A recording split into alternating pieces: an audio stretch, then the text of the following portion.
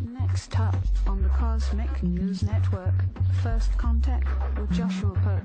Good morning, Earthlings. Good. How you doing today? Good. How you doing today? Welcome to First Contact Radio. Welcome to First Contact Radio. To talk about all these things we're talking about is because in life, everything is energy. Every single thing that's out there.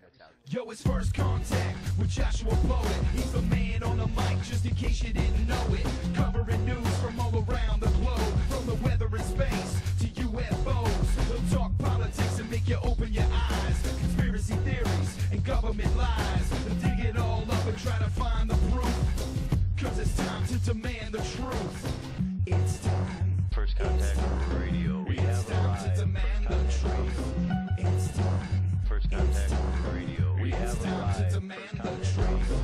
It's time. First Contact Radio. It's time to demand the truth. Radio. We have arrived. First Contact Radio. It's time to demand the truth. That's it. I'll talk. Good morning, Earthlings. How you doing today? Welcome to First Contact Radio. Glad you could be here. Today is the 24th. It is a new moon. 24th of September, new moon in Libra. Our sun sign is in Libra. Our moon is in Libra. So we have lots of Libra around us. Air all around us. Air, words and actions. Karmic balance. The tarot card of justice. This is what is playing out today. A new moon is a new beginning, so new opportunity to start something fresh. As one of these cycles go, the cycle of the unconscious mind. We could see that we have in the afternoon at 1:30 p.m. between Mars and Libra, we have some good energy going on. Mars gives a little boost, an energetic boost to those thoughts, the things that are going on in life. At 8:30 p.m. tonight, we got a lesson between Pluto and Libra. So we'll see how that one unfolds. But remember, squares are lessons. Pluto's deep transformation, Libra's karmic balance, words, actions. So when we have that lesson of that deep transformation, it's deep transformation involving things of the air, things of our mind, things of our words, things of the way we do things. All of those go through some sort of transformation as we understand new in different ways to do the things that we want to be able to do. Okay, let's look at the tree of life, see where our placement is for Libra. Libra, right over here. It's the card of justice, which we are very, very familiar with. And I'm getting situated for you here. The numerology for today. Bear with me momentarily.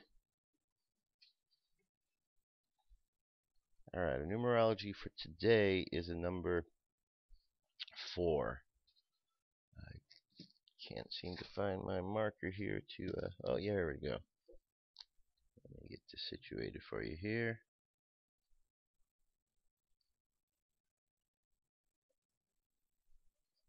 Okay, here's what we have for today. Today we have 9 plus the 2 plus the 4 plus the 2 plus the 0 plus the 1, 4. All together, 9. That's 22. And some people like to take that 22 and make it a 4. I like to keep it as 22 because it's a master number. 2 2s together. So a 2 is the number of the high priestess. It's the number of challenge. It's the number of balance. And you got 2 of them together, 22. 22 is the completion of all the numbers of the tarot. You have the cards 1 through 22 or 0 through 21. So that's 22 cards right there, 22 letters in the Hebrew alphabet that make up the 22 paths on the tree of life. 22 is an important number. It's a number of completion. So our numerology today, 22, or if you want to look at it as a 4, you look at it as a 4. You know, there's no reason you couldn't. Just a tendency is when you see the double numbers together, like the Libra, and alright, and if we were to look at it as a 4, we'd see it right here. If we were looking at 22, we'd be looking at the entirety of the whole deal. So, which card do we want to look at here today? Well, let's take a look at, let's take again a look at Justice. Since we have double Libra today, we want to look at this again. We saw this again the other day, so it's good to look at it, 2 times in a row. So remember, this card is right in the middle of the deck, therefore it represents the balancing point between all the things that come before it. Cards number 1 through 10. And then you have the last cards 12 through 21. These are the cards that come after it. So everything, the first 10 pass through this into the powers of manifestation of the 12 through 21. So it's very important, this card. It's a balancing point. All things flow through it. All things flow through. We have the color red is action. We've got the scales, which show the balance. We have the green, which we see is all about the growth, the mind up here. Growth coming from the mind. Card number 11, Lamed, Oxcode, Libra. Okay. Moon phase, new moon. 0% of the way full. This week, looking up at the sky, it says today Mars is within 4 inches, or 4 degrees, of Antares, passing north of it. From this evening through the 30th, Mars is just a little brighter and almost the same color as its namesake star. Antares is Greek for anti-Mars. On the Mayan Oracle, today's a 4-tone day. A 4 moon guided by the serpent. The moon is all about purification. Serpent is about life force energy. We're in the 4th position of the wave spell with the theme of the world bridge of life and death. The phrases I define: in order to purify, measuring, flow. I seal the process of universal water with the self-existing tone of form. I'm guided by the power of life force, and today, right here, we have a galactic activation portal. It's a balance of this pattern here. See, it comes down. A little movement here. So this little pattern right here repeats itself. And so today's galactic activation portal day. Solar wind is 404.4 kilometers per second. Planetary K index is unsettled at a 4. Coronal hole, one big one right in the middle. It's going to send some wind our way the next couple of days over the weekend. M-class flare possibilities at 30. X-class at 5. Geomagnetic storm activities 20 in the mid-latitudes, 30 in the high latitudes. On the Jewish calendar, today is 29 Elul, but also it's just before Rosh Hashanah. So let's take a look at what this is, because this is an important time. All right. Says today is the last day of the Jewish year and a day of preparation for Rosh Hashanah, which means head of the year, which commences this evening. A more lengthy version of the Selchat supplication prayers are recited in the early morning hours before the morning prayers. The shofar is not sounded on the day before Rosh Hashanah to separate between the shofar soundings of the month of Elul and the Rosh Hashanah soundings, which are biblically oriented. Alright, the festival of Rosh Hashanah begins tonight, marking the start of the Jewish New Year, which begins this evening at sunset. And here we have the daily thought, words and the world. In the beginning, God spoke, and the world came into being. On Rosh Hashanah every year, we speak praises and prayers, petitions and pleas. We speak of ourselves and we speak of others. On Rosh Hashanah, every word we speak counts, because according to what we speak and how we speak, so God speaks, and our world comes into being. Okay, and let me take a back step here, just show you 29 Elul. So it's the end of this month. The 1st of Tishri and the 2nd of Tishri are always the days when Rosh Hashanah is on. So tomorrow is when we switch days on the Jewish calendar. However, today is the last day of Elul, and beginning this evening at sunset, we begin Rosh Hashanah, New Year. So, and here we go, just a little description of what this is. Rosh Hashanah occurs on the first and second days of Tishri. In Hebrew, Rosh Hashanah means literally head of the year or first of the year.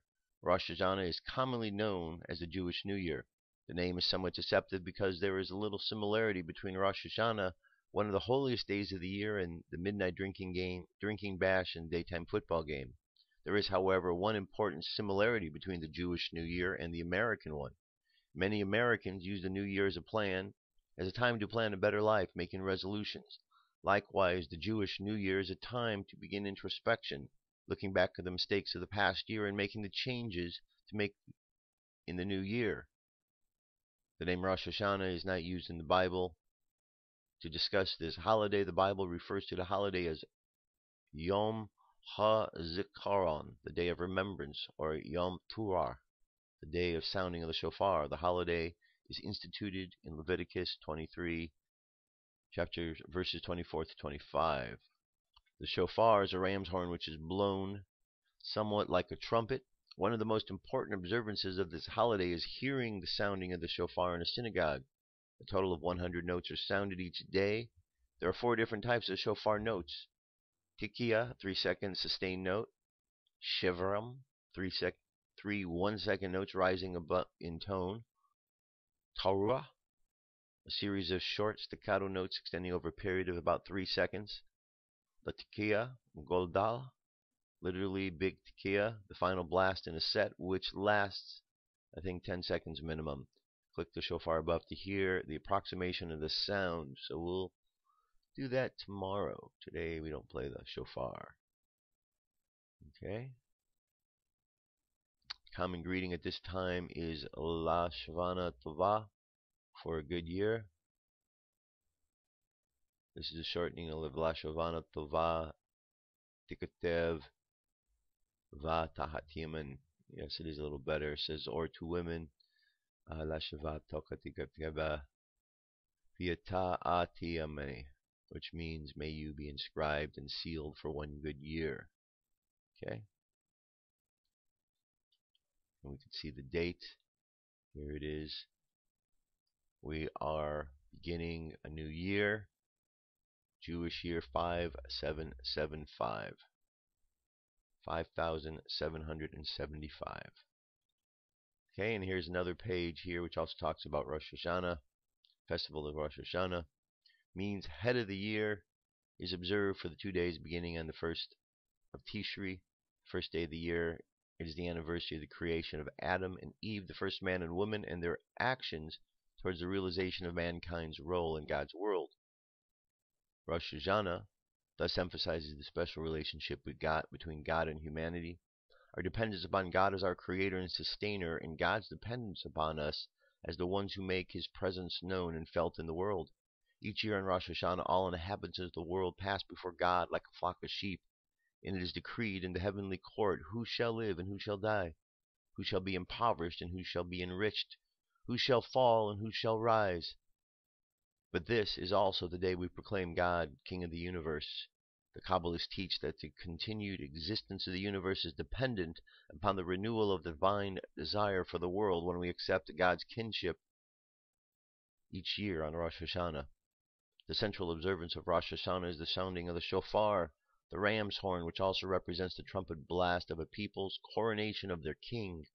The cry of the shofar is the call for repentance, for Rosh Hashanah is also the anniversary of man's first sin and his repentance thereof, and serves as the first of the 10 days of repentance, which culminates in Yom Kippur, the Day of Atonement.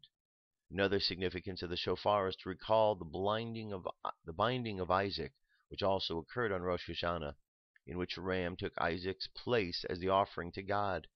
We evoke Abraham's readiness to sacrifice his son and plead that the merit of his deed should stand by us as we pray for a year into life of health and prosperity. Altogether, we listen to 100 shofar blasts over the course of the Rosh Hashanah services.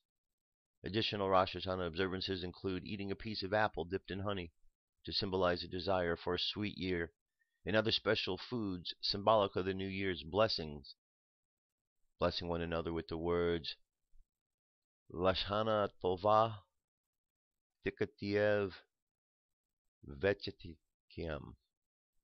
May you be inscribed and sealed in a good year. And Taslich is a special prayer said near a body of water. In evocation of the verse, you shall cast their sins into the depths of the sea, and with every major Jewish holiday, after candlelighting and prayers, we recite Kiddush and make a blessing on the challah. Alright? Very good, very good. So that's what's going on. Rosh Hashanah coming upon us. And that gets us started for today. UFO news is up next. Let's get to it. See you tomorrow. Peace. I'm out of here.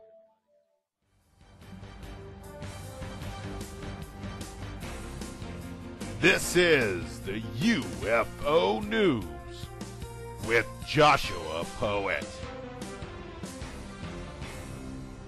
Alrighty, Dirk. Thank you very much. First story here is over Las Vegas. Extremely large UFO over Las Vegas. This is Phoenix Lights return to Vegas. Watch entire video for the full report. Okay, we have a 10-minute video here, of which I'm going to play none of it. But I wanted to make the link available so you can check this out and see this. Good information, but I'm moving on. Next story here, we're going to go up to Mars. Now we see all sorts of things up on Mars, and look at this one. This looks like it is some sort of device that was created, a man-made device. It looks circular. It looks like it could be metallic, perhaps. A wheel of some sorts. Or just our imagination. What's up in the sky? 37 of U2 states. Sol 375 is turning out to be some of the best images of anomalies that we've had from the rover. With this comes lots of blinds and blurring effects in these images, but although they are blurry, they can be made out. Here we could see the actual image source right here, which comes from NASA. They can be made out. I'm getting emails and messages about these for the last week. I'll be doing a lot more from this day. Let me know what you think. The circle thing looks like a downed ship or equipment that moved along the ground. Your guess is as good as mine. I see what I see, and you see what you see. Alright, so there you go. It's a 15-minute video here. We've got what's up in the sky 37 explaining what's taking place. Moving on. Next one here over Waterford, Ireland, September 22nd. Fast video of a bright flying object across the sky above Waterford in Ireland. This was recorded on Monday. It's a 1-minute, 11-second video. Go to the truthbehindufos.com. Okay, good sighting. We've seen plenty of these kinds before. So very good. Moving on from here, UFO in Zimbabwe could prove mankind is not alone. I would like to take this mankind and change it to humankind because, well, there's not just men down here. There's humans. Lots of them. Humans include women too, you know. Mankind just seems to say men. On the 14th of September 1994, 62 children in Zimbabwe reported witnessing a UFO. Adding to the mystery was the sighting of a diminutive humanoid descending from their traditional saucer-shaped craft. Mail and Guardian featured a short article of this very strange event, reporting from the initial sighting in Zimbabwe and stories on a series of fireworks in the sky to the ufology craze that followed after the event, which included a visit from Harvard psychiatrist Dr. John Mack, who had ventured into academic rumor at that time and treated abduction phenomena as a serious subject. Dr. Mack's controversial work includes stories from experiencers, or whom he called abductees, but Zimbabwe UFO sighting stood out to the rest and still does today. Ariel School was stirred when 62 witnesses across a section of upper-class youth in Zimbabwe consisting black, white, Asian, South Asian, and multiracial children. While they have different cultural perspectives, they all interpreted the event with unbelievable clarity and consistency, according to the article by Mail and Guardian. The unusual attempt to hype the event was there, but no real explanation of what really happened in rural Zimbabwe that morning. There was an attempt at a documentary, but it did not materialize. 20 years later, the children moved on. Political reforms have made the nation, and Dr. John Mack died in 2004 after being hit by a drunk driver. Ufology has shifted to the latest shining object. It seems that this particular strange case has been forgotten, an event that could potentially prove mankind is not alone in the vast universe. And here's a good piece here, 10 minutes, 42 seconds, all about John Mack. Check it out. Very brilliant man. Really brought a lot to the science and the study of ufology. Okay, NASA. Will ET be here soon? NASA brings scientists, theologians together to prepare. Looking for extraterrestrial life is akin to a search for a cosmic needle in a haystack, as evidenced by the above incredible Hubble Space Telescope image showing approximately 10,000 galaxies. Here we go. It's a lot of galaxies. In large part thanks to NASA's Kepler spacecraft, more than 1,400 planets have been identified beyond Earth. A few days ago, NASA tried closing the gap between life on Earth and the possibilities of life elsewhere. The space agency and the Library of Congress brought together scientists, historians, philosophers, and theologians from around the globe for a 2-day symposium preparing for discovery. Their agenda to explore how we prepare for the inevitable discovery of extraterrestrial life, be it simple microbial organisms or intelligent beings. We're looking at all scenarios about finding life, and if you find microbes, that's one thing. If you find intelligence, it's another. And if they communicate, it's something else. And depending on what they say, it's something else, said astronomer, symposium organizer, and former chief NASA historian Steve J. Dick. The idea is not to wait until we make a discovery, but to try to prepare the public for what the implications might be when such a discovery is made. Dick told the Huffington Post, I think the reason that NASA is backing this is because of all the recent activity and discovery and exoplanets and the advance in the astrobiology in general. People just consider it much more likely now that they're going to find something, probably microbes first and maybe intelligence later, he added. The driving force behind this is from a scientific point of view that seems much more likely now that we're going to find life at some point in the future. Okay, well, there's more to the article. I'm going to leave this for you. It goes into here. Let's see here. I believe alien life exists, but I have no evidence. It would really be excited, and it would all make my understanding of my religion deeper and richer in ways that I cannot even predict yet, which is why it would be so exciting. Brother Guy Consolmagno, a Jesuit priest, astronomer, Vatican, planetary scientist, told Huffington Post. All right. And he said that has publicly stated his belief that any entity, no matter how many tentacles it has a soul, and he'd be happy to baptize it along as they requested it. All right, so you see what's going on here?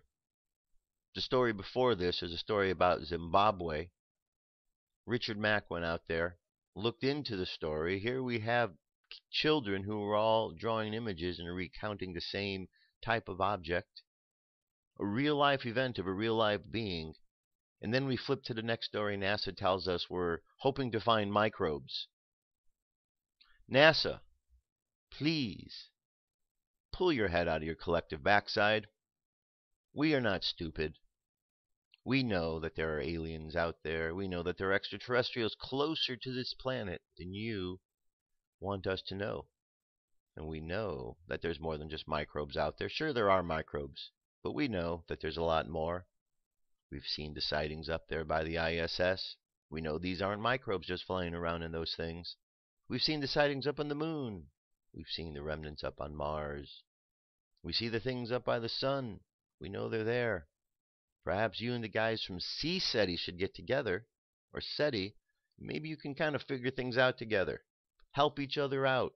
Learn to look a little bit closer, because if you're only looking for microbes right now, geez, we're long past that science, aren't we? Sorry to be so cynical about the situation, but I'm just telling you, folks, I've had it up to here with the frickin' lies on this planet. And the people that buy the lies, that's a whole nother story. Alright, moving on from here. Okay, we got the Vegas one there. Here's another thing. Okay, we don't want this one here. Vegas, and what do we have here? Brazil. Here we have another sighting over Brazil. No other description, just a video, 1 minute 54 seconds. Over Fortaleza, Brazil. And there we go. Nice good shot right there. Alrighty. And there you have it. That is our UFO news for today. I'm going to jump away. I'll be back momentarily. Stay tuned. Come into our circle, Great Spirit. Fill our souls with peace.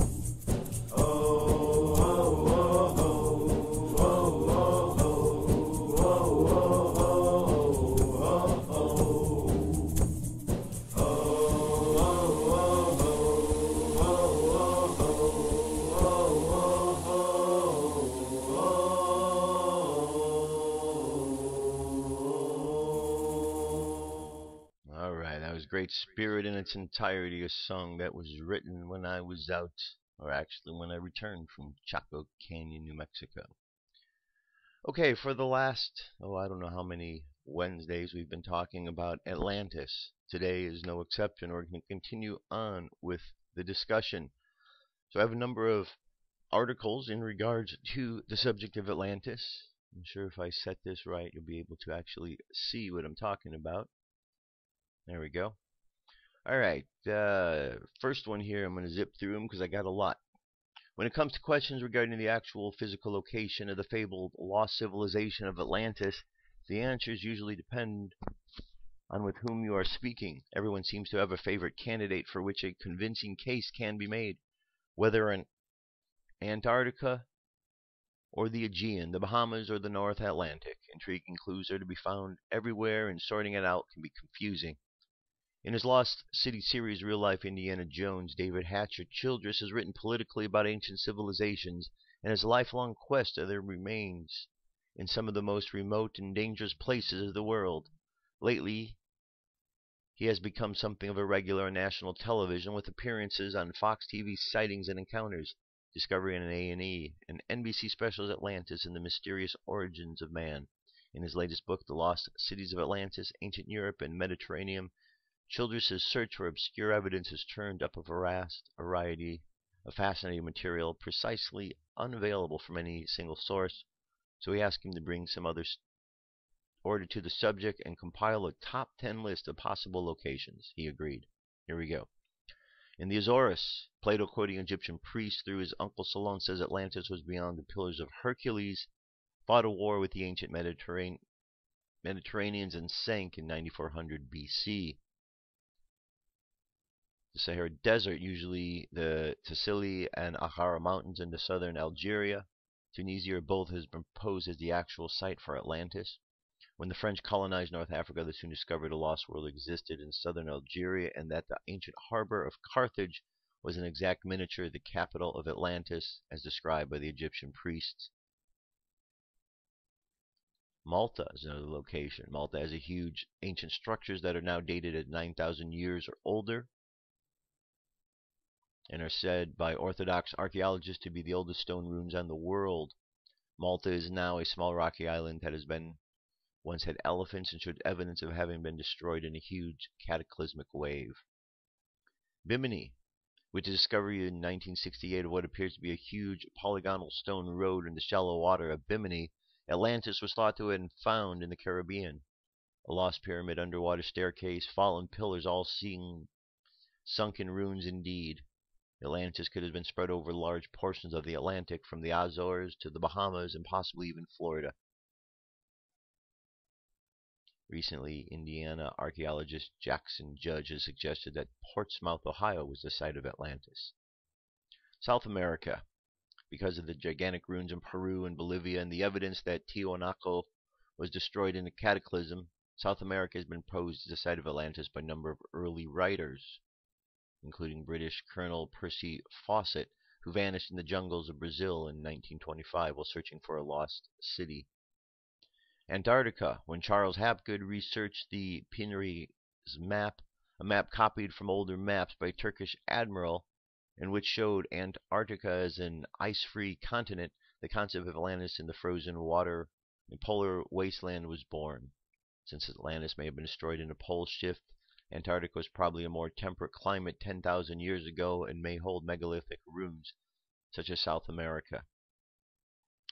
Canaries, while no ancient ruins have ever been discovered in the Azores, the mountain tops of the mid-Atlantic ridge, ancient ruins have been discovered in the Canary Islands off the coast of Morocco. The native Gauch people of the Canaries had no knowledge of the boats when first discovered by Spanish explorers. Circular stone ruins have been found in the islands, leading some to propose that the Canaries are a remnant of the ancient Atlantis. The North Sea. The shallow areas of the North Sea off Holland, Germany, England, and Scandinavia have been proposed as a site of sunken civilization that may have been Atlantis. The Aurora Alinda book, discovered in Holland in the 1700s, spoke of a sunken land off Frisian islands of Holland. Julian Spath, a German pastor, took photos of underwater ruins off northern Germany in the early 50s. The Middle East. The Middle East and Arabia has some of the most baffling stone ruins in the world. The largest stone blocks in the world are found at Baalbek in Lebanon. They weigh an amazing 2,000 tons each and are worthy of Atlantean architecture. Similarly, it is said that the Temple Wall in Jerusalem also has a foundation of gigantic stones similar to Baalbek. Recent authors such as Standeo suggested that Saudi Arabia, with its strange ruins and central deserts, is the site of ancient Atlantis. Alright, and last one here, Thera and Crete. According to tourist literature in Greece, the explosion of the Aegean island of Thera destroyed Crete and at the same time Atlantis. While Plato is quite explicit in his time frame and location for Atlantis, 9400 BC, and in the Atlantic, Greek archaeologists seem certain that Atlantis can be found only a few hundred miles from Athens. Thousands of tourists come to Thera every year and drink the local Atlantis wine while they discuss Atlantis. For them, Atlantis will never be found anywhere else. Alright, so there you go. Good list of 10 places. Let's move on to the next one here. Here's Atlantis found, giant Sphinxes and pyramids in the Bermuda Triangle. It says perhaps eclipsing the discoveries of Troy and King Tut's tomb is the discovery of Atlantis. Now, two daring scientists, Paul Weinzenwig and Pauline Salitzky, claimed they found it. They discovered submerged ruins of the ancient city off the shores of Cuba. In the distant past, the region was dry land, but now only the land of Cuba remains above water. The ancient city is 300 feet below the ocean. The team of researchers led by Weinzweig and Zaltsky are convinced it is Atlantis, the city lost for more than 10,000 years. So there we go. Here's images that they discovered. The city of the ancient ruins includes several sphinxes and at least 4 great giant pyramids plus other structures. Amazingly sits within the boundaries of the fabled Bermuda Triangle.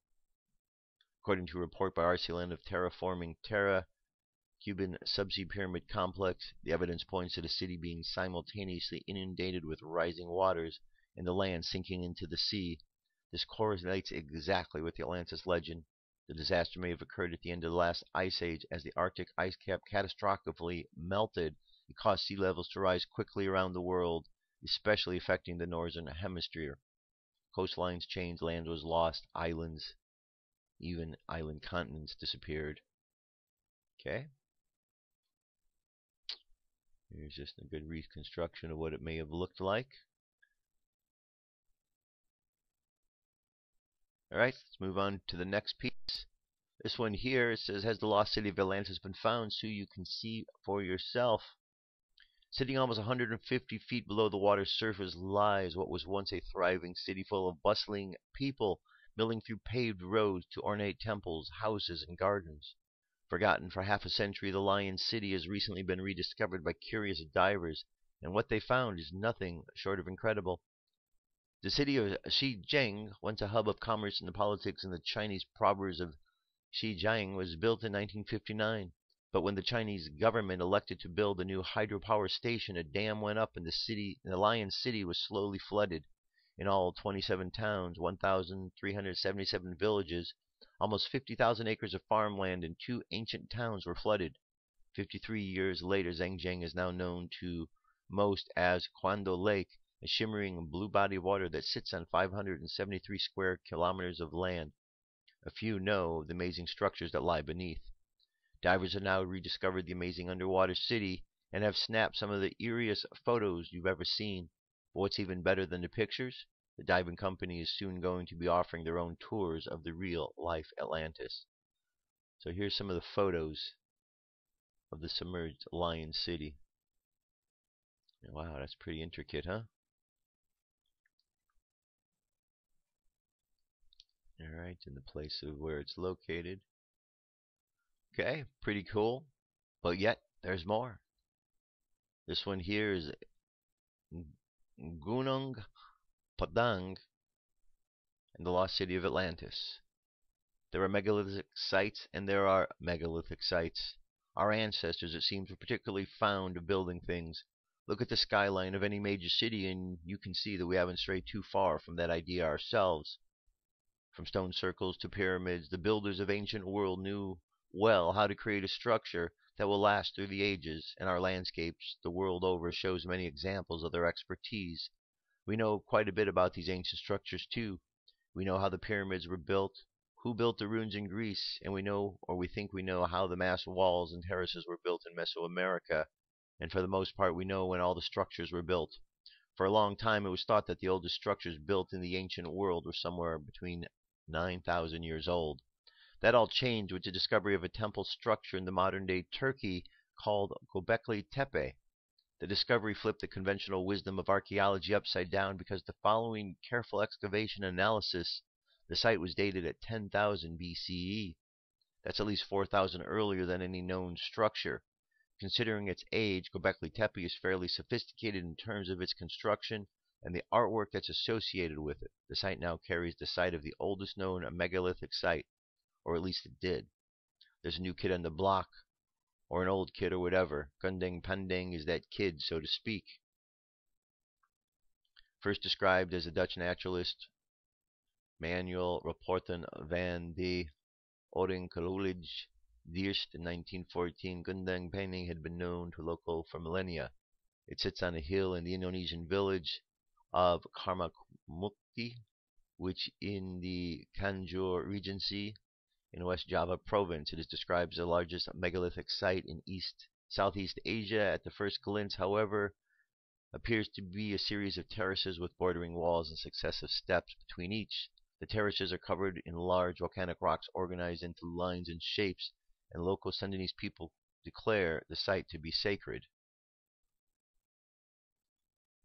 Early attempts to analyze the site resulted in dating of around 5000 BCE, which would put it in line with the other sites in Egypt and Europe. Radiometric dating and geometric testing done in 12 seem to confirm that date, although they found quite surprisingly that the site doesn't actually sit on a hill. It is the hill. Gunung Padang is a pyramid, one of the few pyramids found in Southeast Asia. The site was said to have found chambers or shafts hidden under the underground terraces and wall areas and other structures buried under the centuries of natural acclimation. The next step in the excavation was to drill core samples in various locations to try to nail down a more accurate age for the site. This proved to be a dangerous endeavor for 3 thaumaturgy researchers who were beaten and killed by locals who objected to the work, citing the sacred nature of the site. Nonetheless, the work continued and the results were astounding. Analysis of the core samples of the hill and structure began to reveal greater and greater age the deeper they looked, from 5,000 to 8,000 to 10,000 years and all the way up to 23,000 years old. These numbers are incredible. The implication is that site is the oldest known structure of any kind on the Earth. Those results are contested, of course, whenever data comes to drastic detour, one not expected by experimental guidelines. Alright. And it says one of the most interesting things about Gunung Padang, aside from its age, is that during its coring it was found that much of the buried structure was reinforced with a type of cement. This bonding agent, which has been used as a mortar and sort of glue in certain parts of the site, consists of 45% iron ore, 41 silica, 14 clay. It said that its mixture provides a very strong and durable mortar base and is surprising evidence of a level of sophistication of the building technique. Okay. So this goes all the way back to the time of Atlantis. It's difficult to argue with him, and his research led him to believe that the lost civilization in question is indeed Plato's high civilization at the height of the last ice age.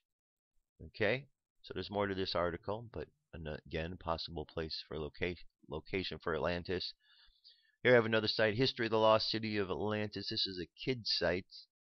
Around 350 BC, Plato wrote about the beautiful island of the Atlantic Ocean that went under the ocean waves in one day and night.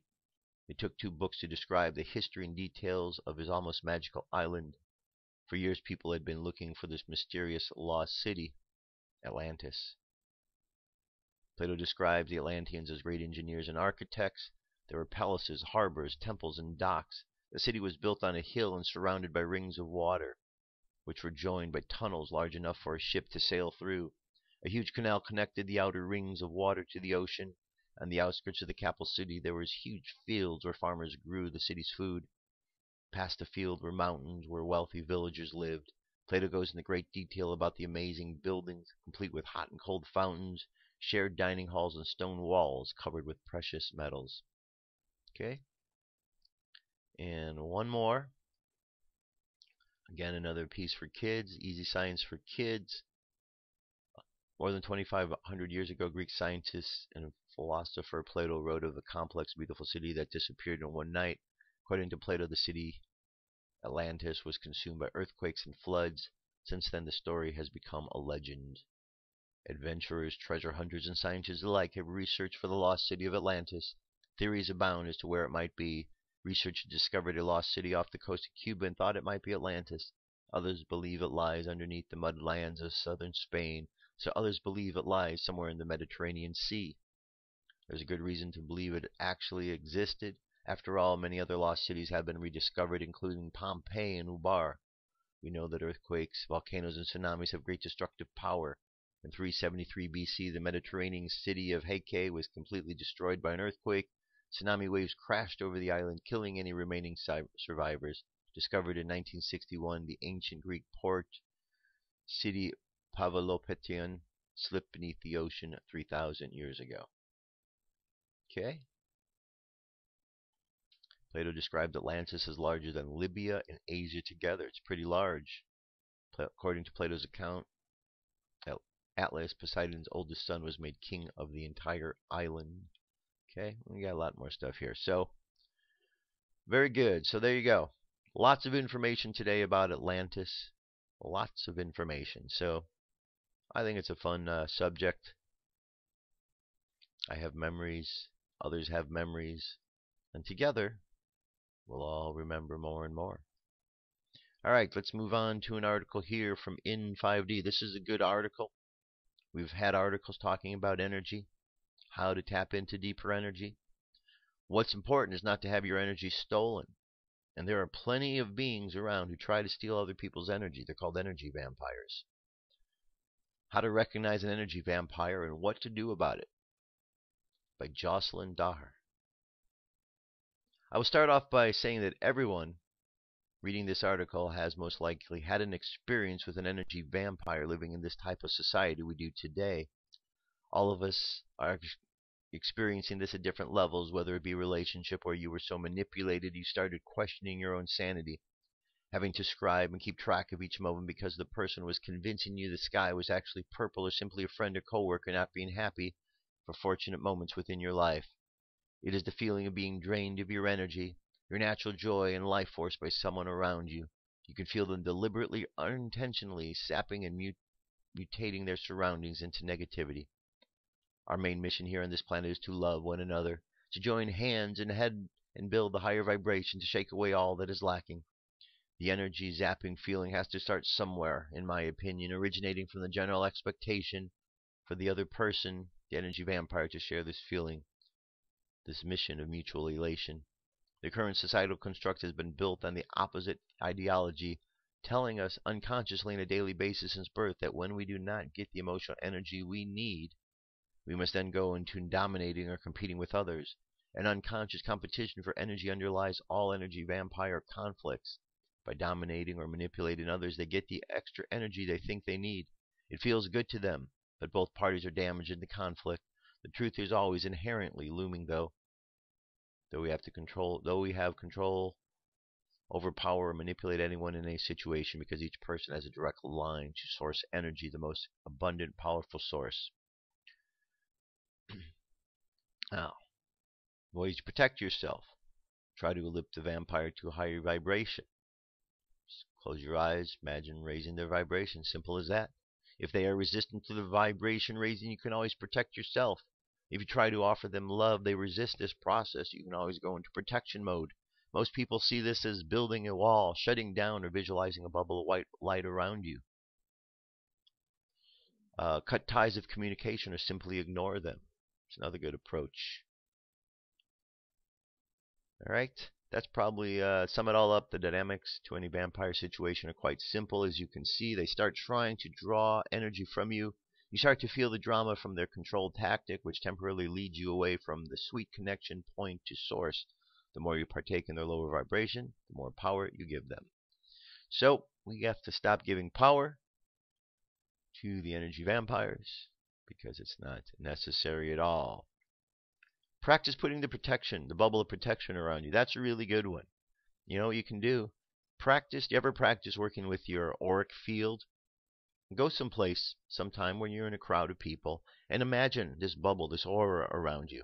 And imagine expanding it outward, further, and then bring it in closer. and watch and doing a little experiment and see how people react to you when you expand your energy field out. If you expand it out right and you really, feel that expansion of that energy moving outward, you'll notice people will walk and they will walk around that energy field. It's very interesting experience when you see that happening. And I've done this before, and I do this when I'm out and about, and I just imagine and do the same thing. Just imagine and just watch what happens.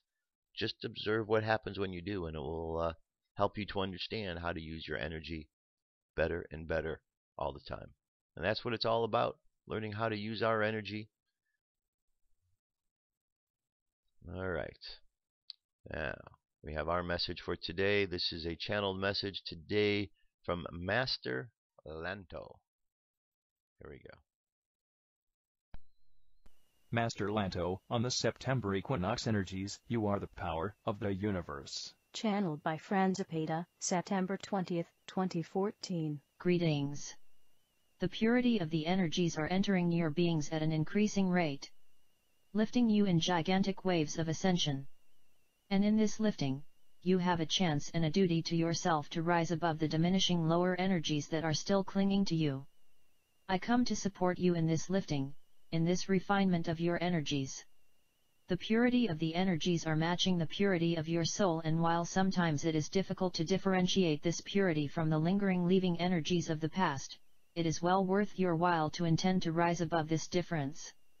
I take you now on a journey of your pure soul, of allowing yourself to mingle with all your higher aspects now. The energies of now are in complete support of this. This upliftment, this revealing of the purity and radiance of your soul and your connection with Creator is now leading the way in your journey of ascension. There is no turning back. Allow yourselves to lift higher, allow yourselves to focus on the purity of your soul, on the pure connection with Creator. Welcome your soul family. Welcome your higher self and higher aspects on this journey. That is what is real in you. All the nagging whispers of doom and gloom and unloving thoughts are just in your consciousness now, to be recognized and let go as a thing of the past. Choose now to welcome the loving waves of your pure soul that are now guiding you in your ascension. Choose now to welcome the loving guidance of your higher self, your I Am presence, and your soul family and Creator as your only path and focus. It is time now to complete your journey in peace, in knowing that you have chosen the pure energies to be your guide, and that the lingering whispers of yesteryear's thinking and knowing are merely remnants of what you are ready to let go of. Embrace yourself now. Embrace your pure soul now. Allow it to accompany you in every thought and action you take. This is real. This is your destiny. Discover the knowings and truths of your soul now. It is blending with your complete consciousness and awareness, becoming your only consciousness, the potential consciousness of the masses, in that all are a pure aspect of Creator. Embrace that knowing. Embrace that truth. Dear ones, I speak with you through your heart. I assist you in welcoming these pure energies of the September equinox portal. They have the power of great transformation. I lead you into them as you allow yourselves to let go and enter them with complete abandon and trust that you are being lifted permanently to a place where you can now observe reality in its pure form. You may be noticing that there are many conflicting realities knocking at the door of your consciousness of late. And you may get confused at what is true and what is illusion. Rest assured that your inner self knows the way, your higher self, your heart knows the way. It knows the way out of this jungle of conflicting realities that seem to be vying for your attention. It knows the way up and away from the negative swirls of distraction that are vying for your attention. Observe them, the negative distractions, and let them pass. They are merely debris on the road of your ascension, coming at you and coming off you, but not destined to cling if you recognize them as just passing and lifting and clearing energies of your past, of the parts of you that require clearing and integration. Be at peace with yourselves now, dear ones. Capture your true essence and welcome it. It is strong. It is radiant. It is pure. It has the power to override all that seems to distract you from the sweet essence of your pure soul, leading the way now, vying now to be your guiding force. And love is the elemental essence of all you are. It completes you. It enforces you. It drives you. Allow love to be the interpreter of everything you experience in this journey. Allow it to be the guiding and driving force of all you encounter and remember. And this will purify your experience as negative or adverse thoughts or obstacles enter your consciousness. You are the power of the universe, for you are made of love, and that power has the ability to transform anything into purity and harmony and abundance with a flick of the switch of your intention for anything coming into your consciousness to be colored by love, defined by love, created by love. And so be it, dear ones. I commend you for choosing love as your guide in all your experiences, and I stand ready to guide you in this glorious journey of upliftment that you are so well versed in now. You are taking the energies and easily allowing them to transform you. You are magnificent transformers of the energy. You bring everything through the filter of love, and what is left is merely remnants of your old selves that no longer serve you. You are transforming yourselves back into the pure essence of your soul, leaving behind the illusions of yesteryear more and more as the days move on. What remains is the pure reflection of who you really are, my dear ones, the lightness and purity of your I Am presence, able to differentiate what you once saw as yourself, but was really only the illusion of the experiment of your journey away from Source. I leave you now with a prayer invocation that you can use in your sweet journey back to Source.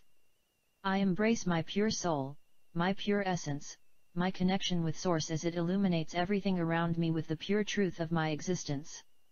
I leave behind all remnants of what used to define me, as only experiments and distortions of my true self. I welcome my pure essence to illuminate all around me with love. And I embrace my pure soul as who I am. I welcome the transformation that is allowing my true essence to shine through more and more as I embrace the pure energies coming in the equinox portal, and subsequent portals as I refine my energy increasingly and permanently, showing me the way to connect fully with Source. I welcome my true essence, my I Am presence as my only reality, illuminating the purity of my soul as my guiding force. I welcome the purity of these incoming energies without resistance and thank them for their assistance in guiding me home. Amen. Now feel the difference in your vibration as you allow yourself to ride these powerful waves of energies, to which you are becoming much more accustomed with each surge of energies as they become present. I am your servant, I am your guide, I am your example of pure radiant soul energy, to which you are becoming acclimated with increasing presence within your energy field now. Namaste. Alright, that was a very good message from Master Lanto. That brings us to our meditation for today. So close your eyes, take a deep breath, and exhale. Take another deep breath, and exhale again. And another deep breath, and exhale. And as you inhale again, inhale love from the universe and exhale out all of the doubts and the fears and the things that no longer serve you. Inhale love, exhale out the doubts and the fears. Let them be transformed back into love, back into faith. Imagine yourself looking into a mirror. You're standing there looking at this mirror and you see yourself, the reflection of who you are in this world. And as you look at yourself, you look closely into your eyes to see beyond the physical. And as you look, you see something more beyond the eyes, life beyond the eyes.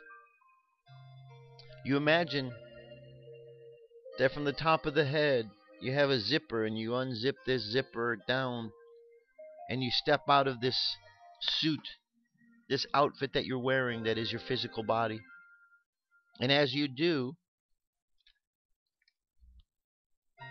and as you stand there looking at yourself, you see the true self of who you are.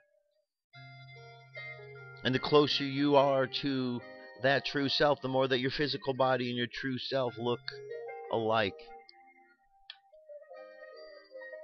And as you contemplate and understand this nature of your true self, you realize that the things that we get caught up and do down here on planet Earth are just things that are distractions, distracting us from who we really are. For who we really are not beings that fight wars or kill each other. but beings that love and create. And as we contemplate the true nature of who we are, we realize and understand that it's very important that we listen to the inner teacher